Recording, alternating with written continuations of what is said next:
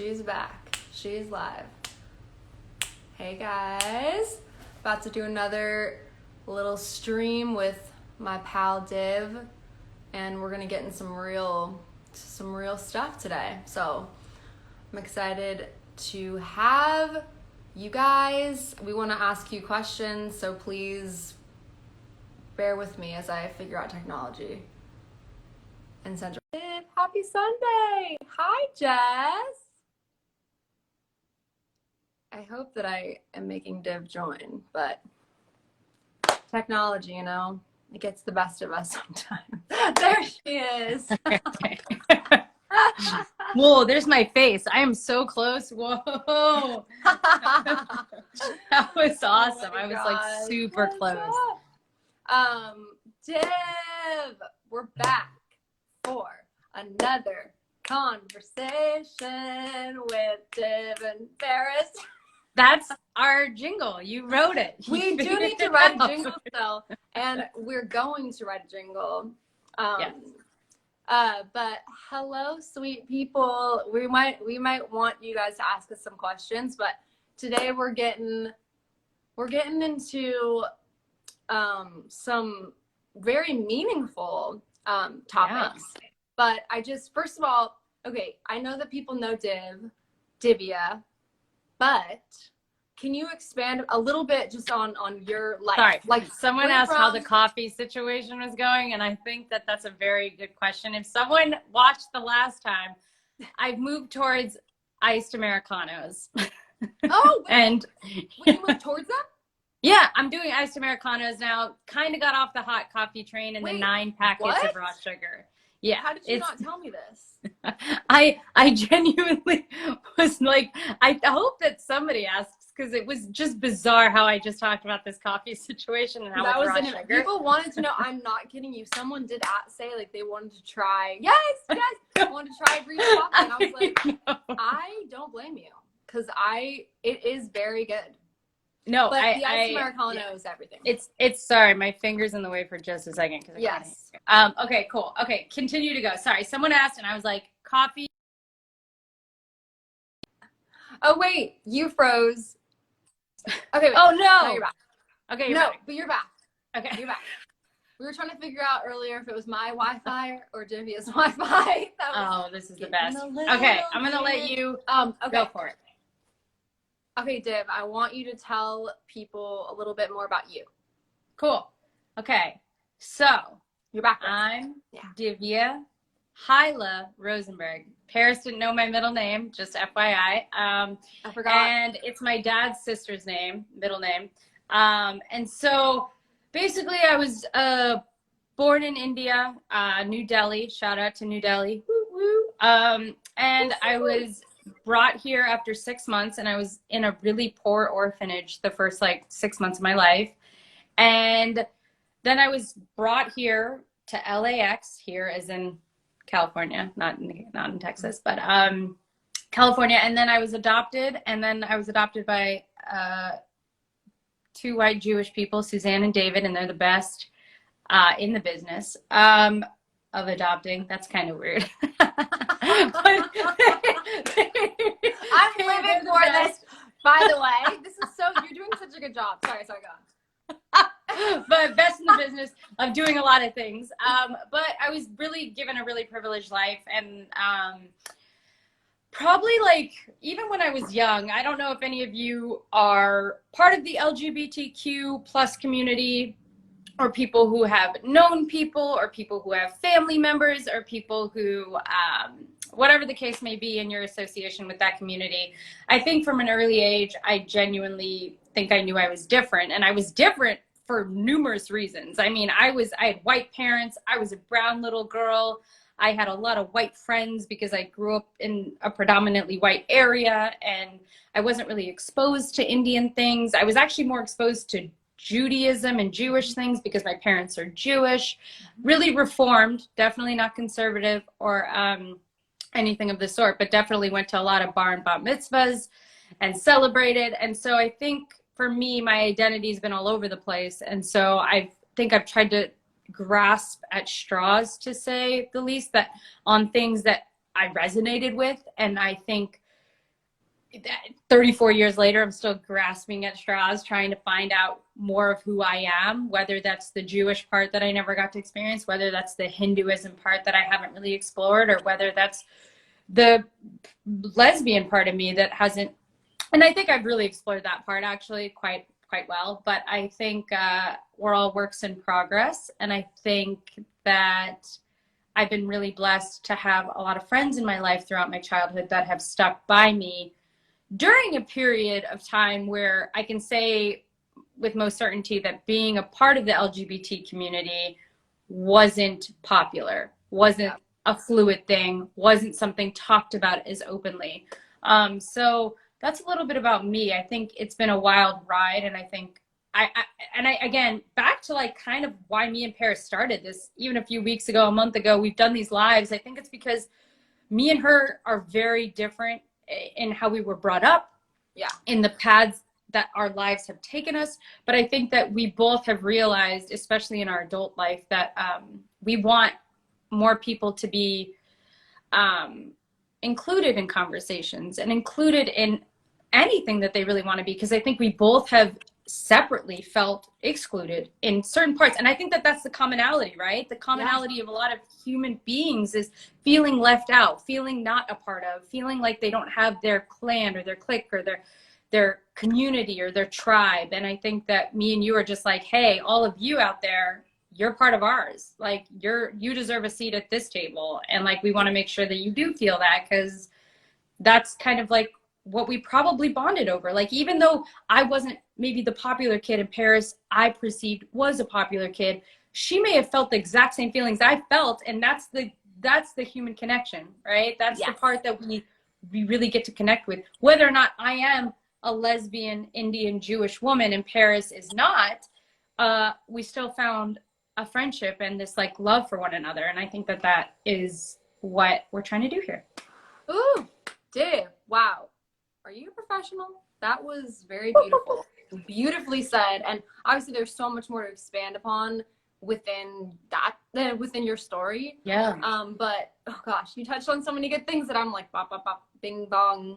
Bing bong. Well, Zane would have really appreciated that. He would have loved Ping pong is what I meant to say. I said ping pong.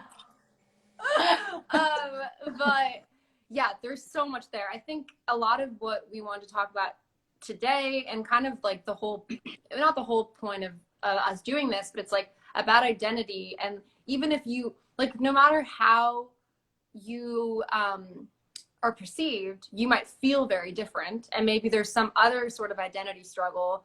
I think for myself, you know, there's a lot of trauma that I'm working through as a kid, from being a kid as an adult. There's so many layers within that, but I think a lot of it came out with me, even if I was included, feeling like I didn't know myself, and like, who am I? Like, am I myself? And I think, like, you know, wanting to perform, wanting to be all these things for people. And as you know, Div, like, I come from a, you know, Episcopalian, which is a super, super liberal version of Christianity. But then I went into like the evangelical world, had a little Pentecostal moment. And that was like very intense, if you guys know, anyone out there. But evangelical world, you know, sang in the church for ever and ever and ever.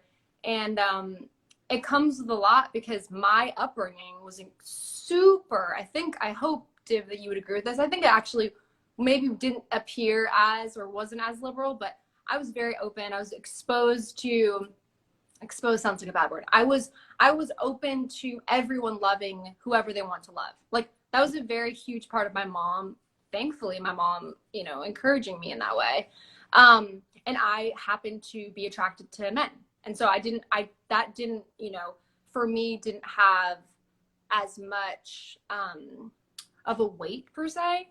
But knowing you, Divya, for my whole life, I mean, since we're 6 years old, I am so grateful for your patience and your, like, you know, vulnerability, and just you being able to like walk me through stuff. And we've had some hard conversations in the past.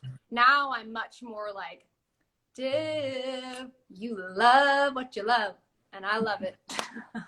And I really do. I genuinely do. But you and I have had some really heavy conversations, and you have had so much grace. And you know, I think for me though, I'm such a people pleaser that I'm like, I'm afraid no one will be mad at me. Don't judge me, la la la. But ultimately this is about you, Div.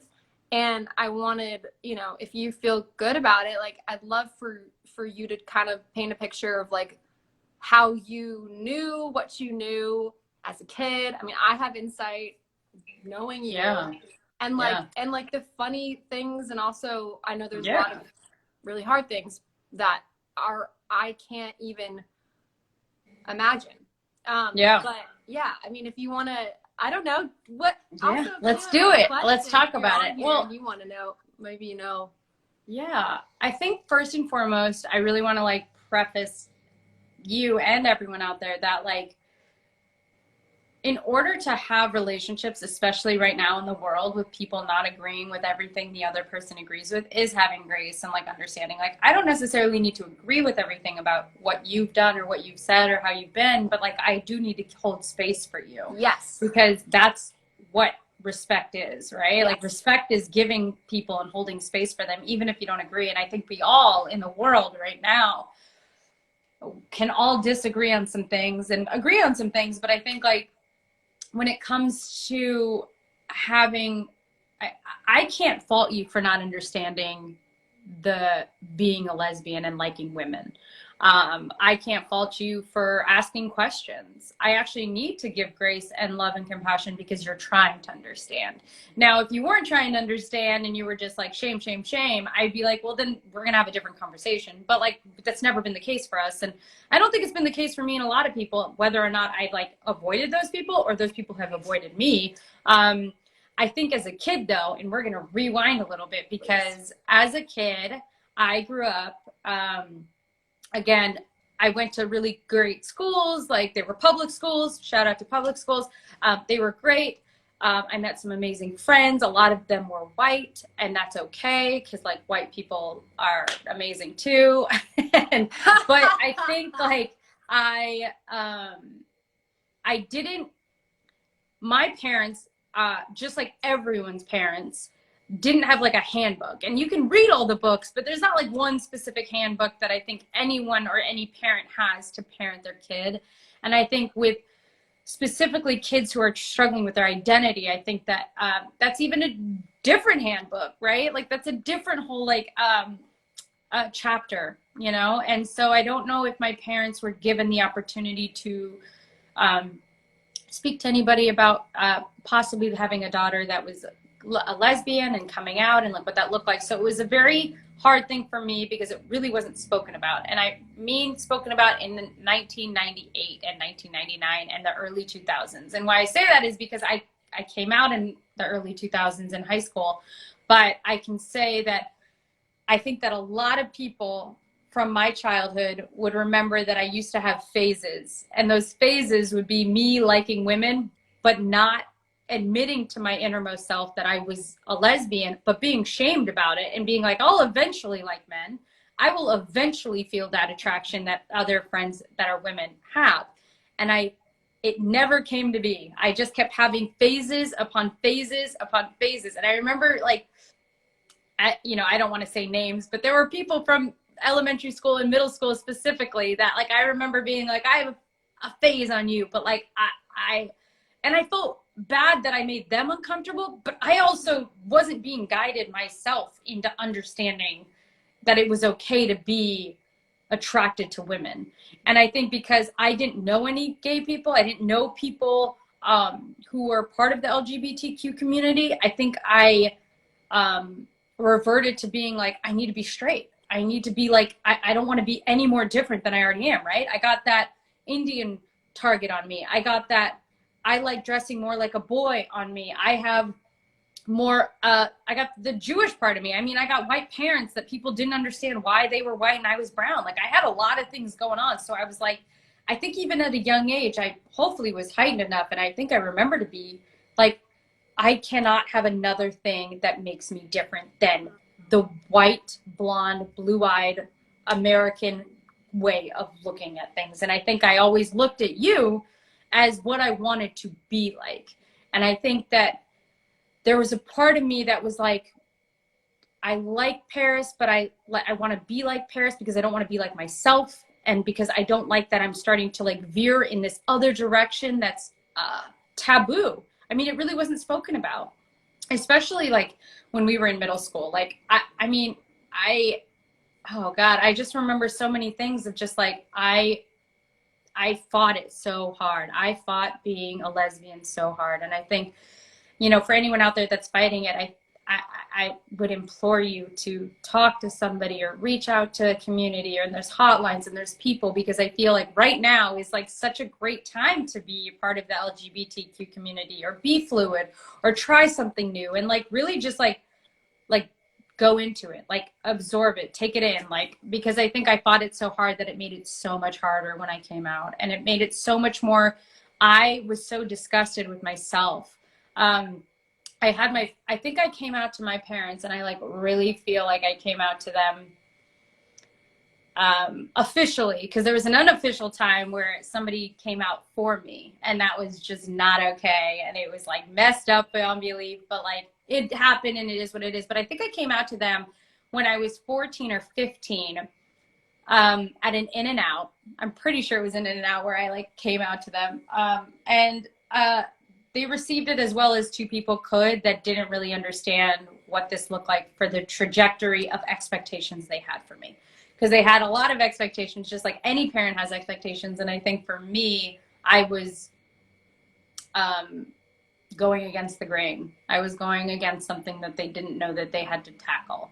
And with people coming out, I think it's okay for you to allow people to have any reaction they have, right? Because like that's just what grace is giving people space to understand and dissect and ask questions and form their own thoughts and feelings. But I think you also have to protect yourself and like make sure that you honor who you are. And I didn't.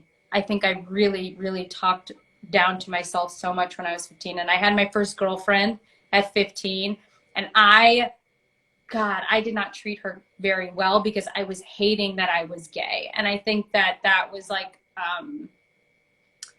really poor on my end. Like, I think that I was young. I had no role models. I wasn't being guided in any sort of way. And that's not to put blame on anyone in the world out there right now, but that's just to say that like, we have come so far. And like, I'm 34 and I came out at 15. So like almost 20 years ago. And like, I think that we've come so far. Like, I feel like every day I hear a story of someone coming out as transgender, or just coming out as bisexual, or whatever they want to be called, or whatever they want to be defined as. And I think that that's so beautiful, because I think that I was part of that paving the way. And that's so cool for me to look at and be like, okay, I may not have had it easy, but people before me didn't have it easy. And I'm hoping that people in front of me have it much easier, because I think that present day I love myself, and present day I love my girlfriend, and present day I treat her, I hope, like she deserves to be treated. But I think coming out as a teenager is very hard, because being a teenager is very hard. Yeah. Yeah. And like, I think you have your own experience about me liking women. And I feel like that's a whole nother lens, right? Because I think a lot of people knew before I wanted to admit it to myself. Yeah. But I think that, there's more to that story too. But I'm curious to know what your thoughts were about being in middle school with me, and like me having phases, and me like coming to the forefront and being like, I have a girlfriend. And like, my mom always called them my special friends for a very long time. And I had to be okay with that. But I remember being like, no, this is my girlfriend. And she'd be like, that's your special friend. And that's her good friend. And I'm like, she's not a friend. There's a girl in front of it. Yeah. You're like, no, I love her. Like yeah. That. Yes. I think, well, first of all, thank you so much for sharing that and, you know, being so open with your experience. And there's so much more to actually expand upon. But I will say, I think part for me, as your friend, I'm so grateful to you to have known you at such a young age, and to kind of, because I feel like that was it was a privilege to me, because so many people out there, and like especially if you're raised in like a super conservative background, like, or family, you are taught, and I was not taught this, but I later was taught this, like that being gay is a choice. It's a choice. It's a choice. Oh yeah, it's such a hard choice. Like, yeah, you got to make the right choice. You know, whatever that is, there's so much trauma, shame that comes with that. Yeah. And fear. Like, it's just like, it's so layered. And I think knowing you, I always had in the back of my, not the back of my mind, in the forefront of my mind, I always, when people would say that to me in the church, like, well, you know, so-and-so, it's a choice, I would be like, no, I actually don't agree, because my best friend, or one of my best friends, I've known since we're 6 years old, and she was always a lesbian. There was absolutely no time in which, and not that you can't change or you couldn't have liked men too, but I knew that you didn't. And I feel like the thing that makes me so sad is people are so repressed. They hide, because it is such a hot button topic. I mean, obviously it's evolving now with you know, people that are transgender coming out, the whole spectrum, bisexuality, the whole spectrum. It can be very scary as a person that's sort of in between of like, well, I want to love people, and also I'm fearful of this, that, and the other thing, people's opinions, blah, blah, blah. But I feel like I feel so heavy with like sort of like sadness for you when like the fact that you've had to walk through that, the fact that you continue to, even though, you know, we're in such an open time now, thank goodness, there's still a lot of like unresolved trauma and unresolved shame that comes with not being accepted and not feeling like you can be authentic. And it breaks my heart. And I think what you were saying earlier is so profound too. It's like, I think why we want to do this is like, we need to have conversations, because people are in secret. A lot of things, there are a lot of other things too in the church, or I'm sure in like Orthodox Judaism too, where it's just hidden. Like, and I'm not talking about homosexuality. Well, I'm not talking about loving someone. I'm talking about other things that are like deeply harmful and hidden, because there's so much shame. There's so much. So it's like, but no one talks about those things. They only talk about what they can kind of push, you know, oh, well, this is what this says and the translation means this, et cetera, et cetera. And I've done a lot of like my own exploring and also like interpretation. And I'm just like, you guys, you're focusing on you're just refusing to see something, and refusing because it makes you uncomfortable, and you think you know all the answers. And I know that I'm kind of getting on a soapbox. All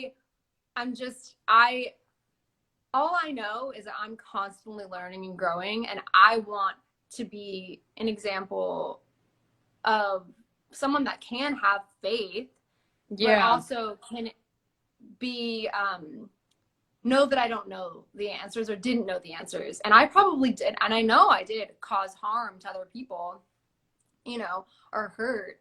And I am so sorry for that. I mean, I hope that I hope, Divya, that you always felt like I was like, dude, I love you. Yeah. You're like, but I know that that does not, like, I think that it's so complex, and I'm wrapping my head around it too, even as I'm talking right now. So I'm stumbling, but I don't know. I just think that there's so much arrogance in a lot of very, very religious circles and thinking that they know everything. And I think you could just humble yourself and be like, I don't actually know. And also, people are suffering and you're shaming them.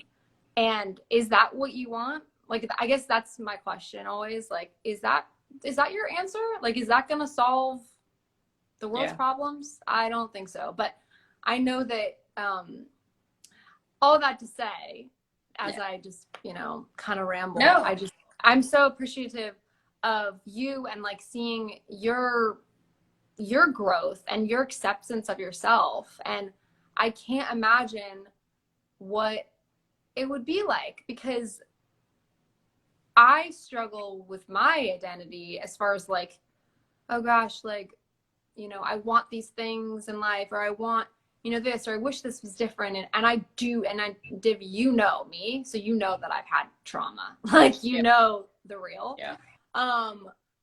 But it's so easy for someone to say that when they don't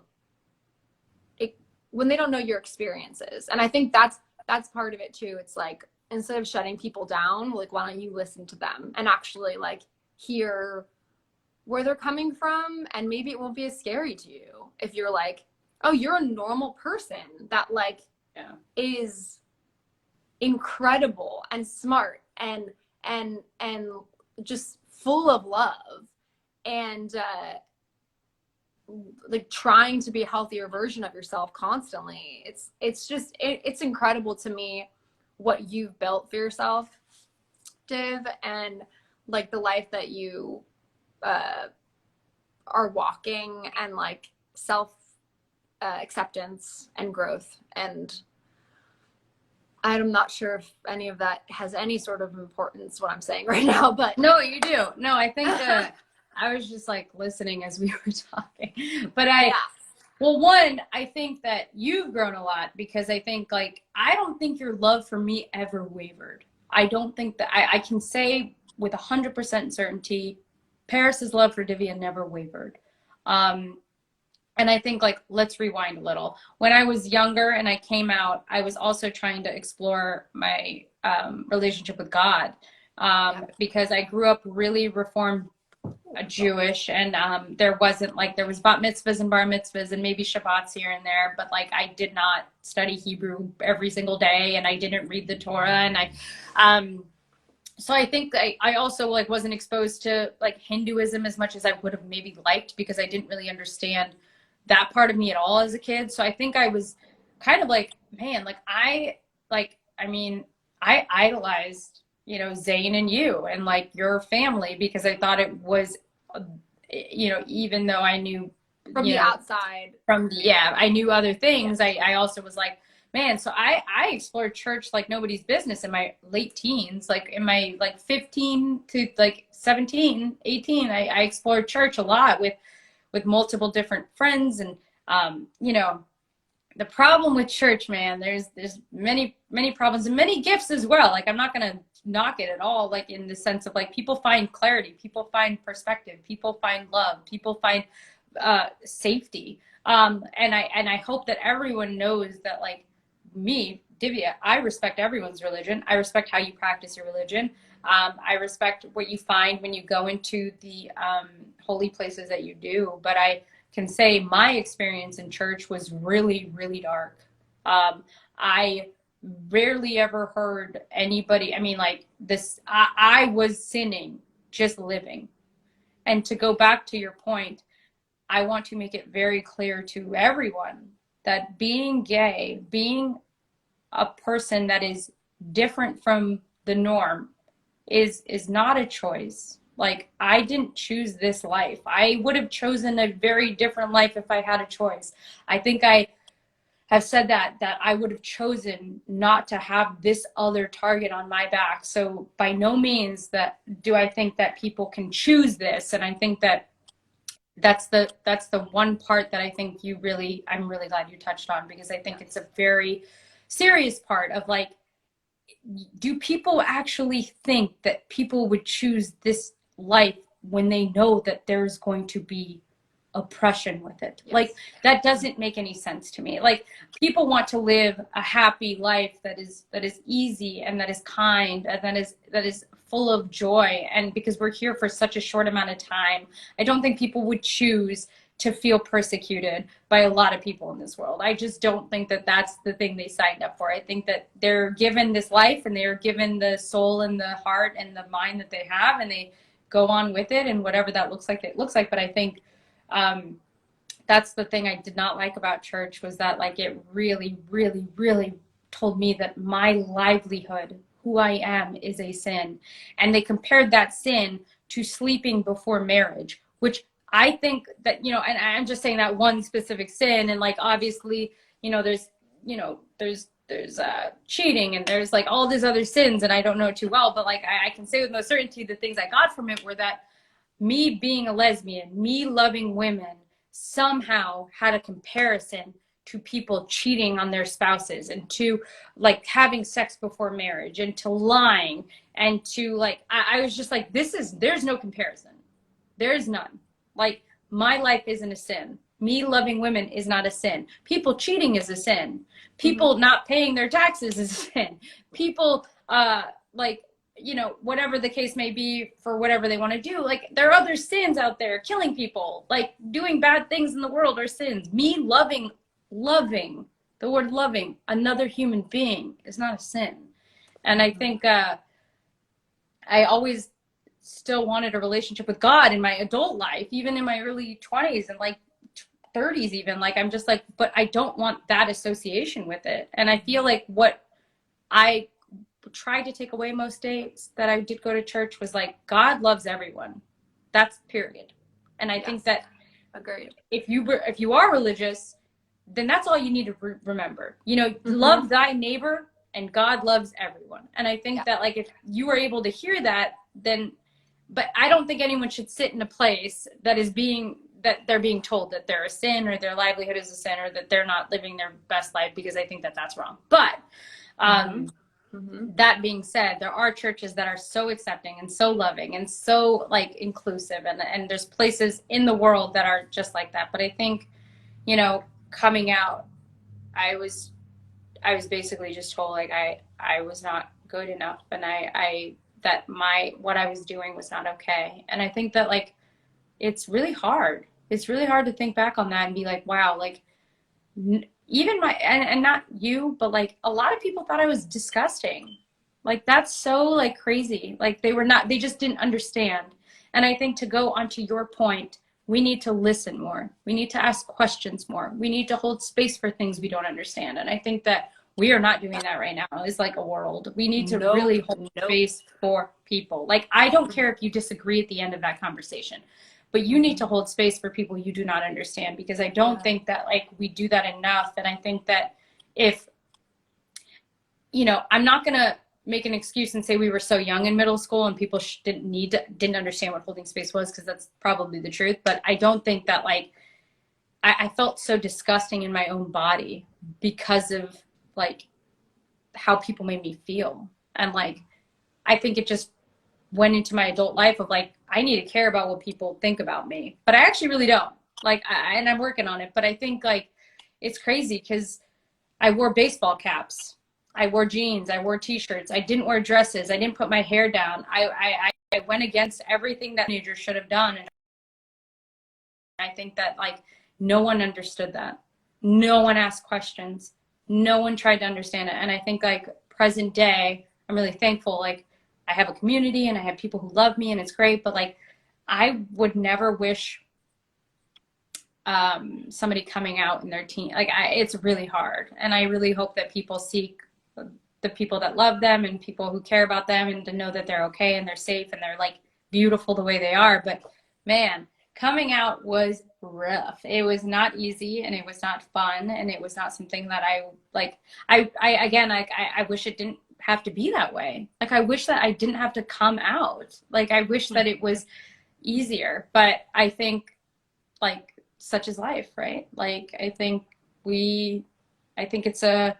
I'm really glad I did it, because I paved the way for other people. And I think that I'm really glad I did it because I was able to fully accept myself later on in life and like find love. But I think Um, yeah, it's one of those things where you're just like, man, like coming out is hard.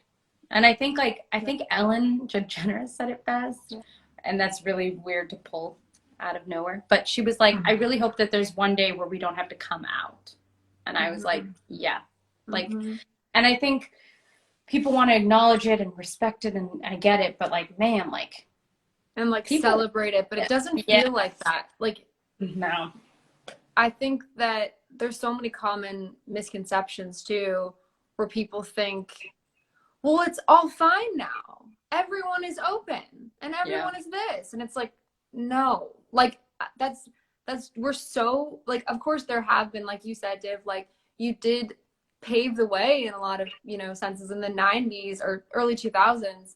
Coming out was a very different thing. But it's not, we're not there. Like, we're not in a society where everything's accepted. No way. I don't think that we'll ever be there, because everyone has a different perception, and every different religion has a different idea of what, you know, holy is, or like, right, you know, being like completely sinless. But I think that, there's so, I actually want to like, I want to have another conversation. I want to continue now, but I want to have another conversation. This is just such, the topic is so big that it's not one that you can just like, oh yeah, we're going to throw in there this conversation, because it's like, it should be celebrated coming out. But also, like you said, why, you know, there shouldn't be a difference, but there is. And there is, in the sense that we have all this history and all this sort of background of it being shamed and it being thought of as disgusting. And it's, we're a long way away, but I do think that a beautiful thing is to, like we've been saying, listen to people, stop yelling at people for whatever your opinion is. But mainly because this is what is so important right now. Like, if a person in your family, if you can sense maybe they're struggling, you know, obviously ask them why. Could be, you know, a bunch of different reasons. But if you suspect, okay, maybe, I don't know if you should ask that question, but I do think hold space for people and allow them to be vulnerable, because it's really scary to be yourself, and it's really scary to we have so much baggage, like even as kids, like I'm reading a book right now called What Happened to You, and it's all about childhood trauma. And it's like, when you're 9 months old, that's when it starts. And I'm not saying, I don't think that it correlates with being gay or being lesbian or being a part of the LGBTQ community.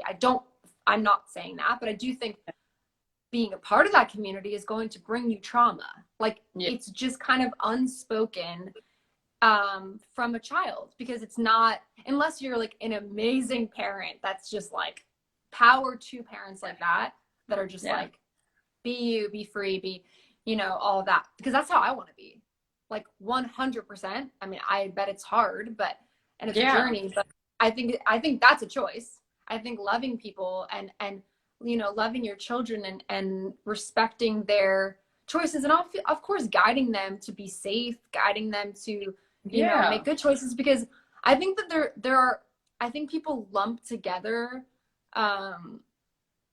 like they make it like it's this one thing where it's like, oh, if you are, you know, like, I don't even want to use that example because it feels so ugh. But like, basically they take the most extreme version of something and they're like, well, that's what that is, and they're living this life and it's this and that, and it's like, no, like, that's not actually, there are different versions of everything. And yes, I'm not going to agree personally. Well, I'm married. And so of course I want my husband and I to be faithful to one another. That's very important to me. And maybe some people don't agree with that, but I agree with that. And I think like what people think is like, oh, if you do that, you're going to do all these crazy things and you're going to go off into this, you know, this endless pit of whatever. But it's like, no, like, you're fear mongering. Like at the core of it all. And like, it doesn't have to look like that. Like, I think that you can love people and you can be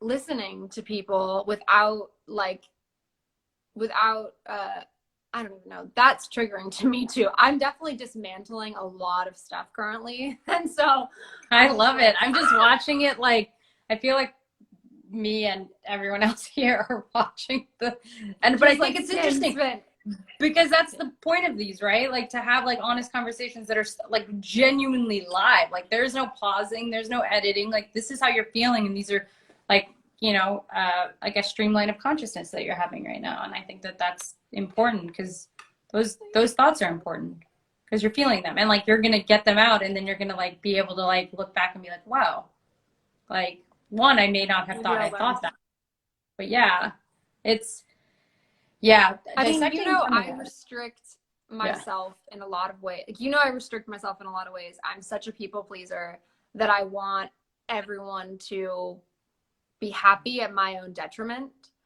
And I think we touched on that last week, but I feel like I'm at a place now I'm trying to articulate, you know, how I want to defend other people that have been marginalized and have been treated with, like, I just think that the time is now to speak up because we're living in like, but also to speak up in a loving way. Like, you know me, I'm never going to like attack somebody.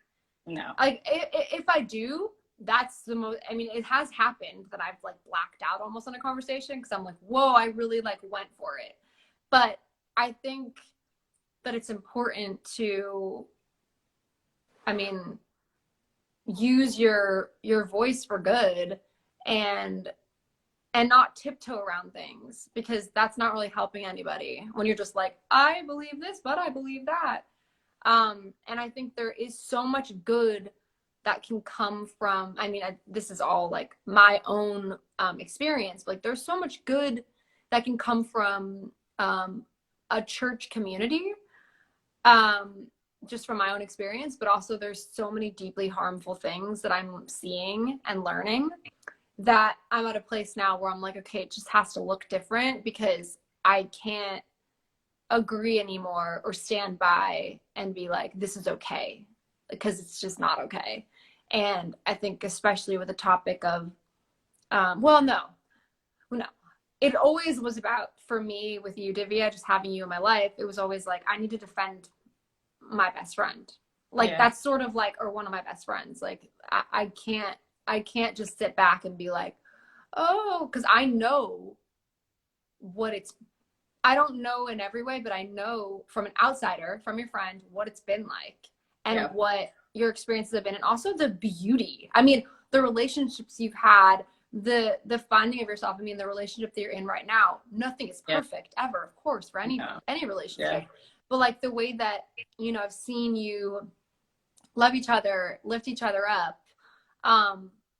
Gosh, like that's what life's about. Like that's fully what life's about. And sorry, I'm so scattered, but I just like, we'll finish on this note because we can definitely go live again and talk about the rest of the coming out because it can be a part one.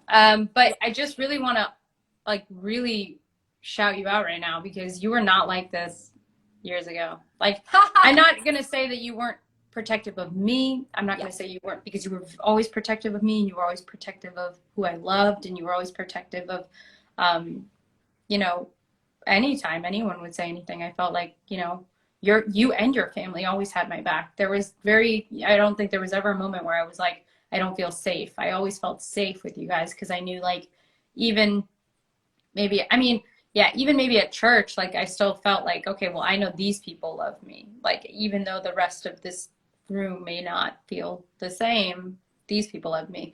But I think that you're like, what I really love, and I would love to talk to you about it in our next live, is like, where did this all of a sudden boost of like wanting to be that voice for a lot of people? And I think that like, and you know, I'm going to say this and I'm going to follow it up with something. You are a white, straight, cis woman who has a lot of privilege. But I'm going to say as well, you have been through hell and back and you have come and are in the midst of like doing such good work. And like, so, and I want to make it clear that like my story and your story and anyone's story, really, there is no comparison. Me and Paris don't compare our lives to one another. We don't say what's worse or what's better. I'm not going to say I've had as much privilege sometimes as Paris has, if not more. And that's because of who I was adopted by, and that's because of the things I've been given.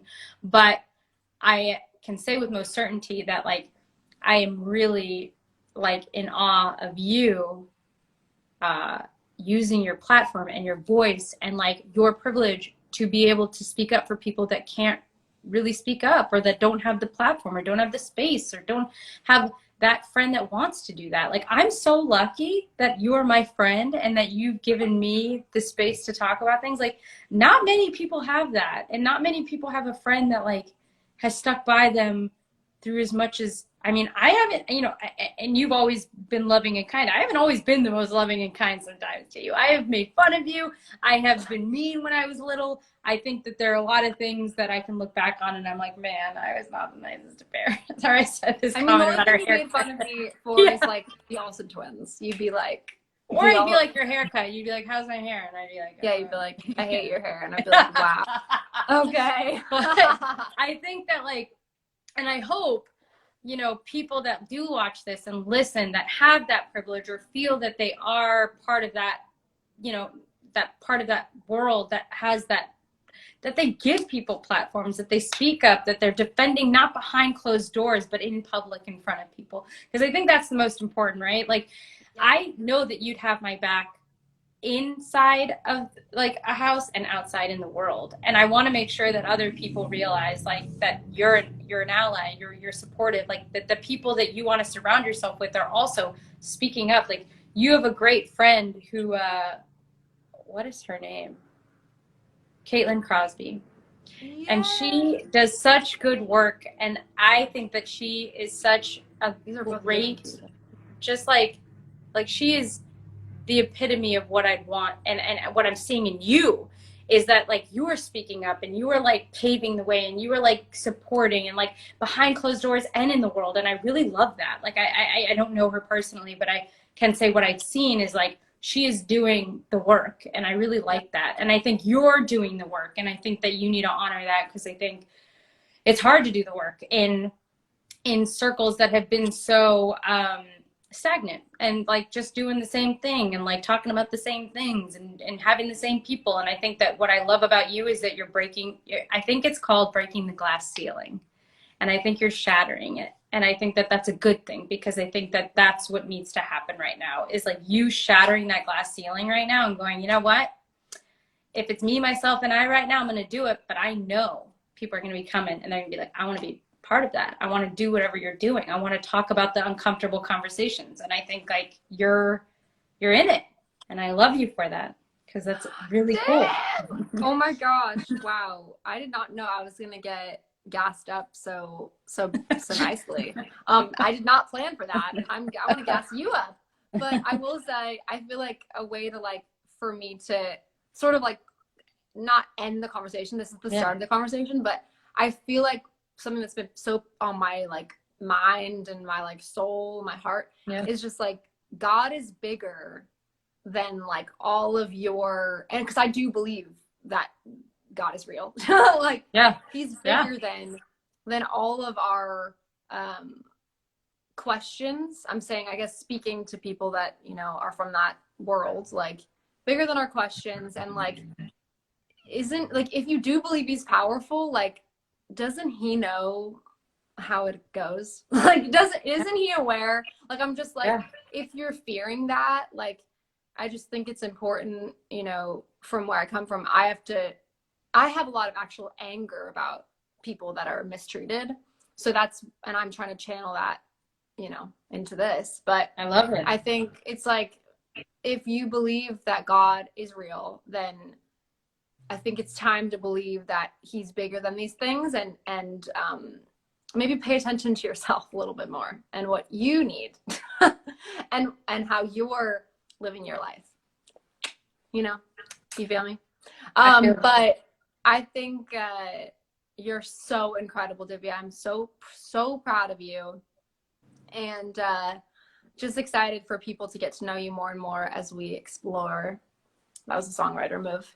As we explore and go on tour. Oh, Like, this is rap. This is a rap. That's some really odd rap. Very slow cadence rap. But anyway, thank you guys for listening, and we're gonna be doing many more of these, and doing it again. Thank you for your vulnerability, Div. You're the best. Of course. I love you. Love you. Mwah, mwah, mwah. Bye. Bye.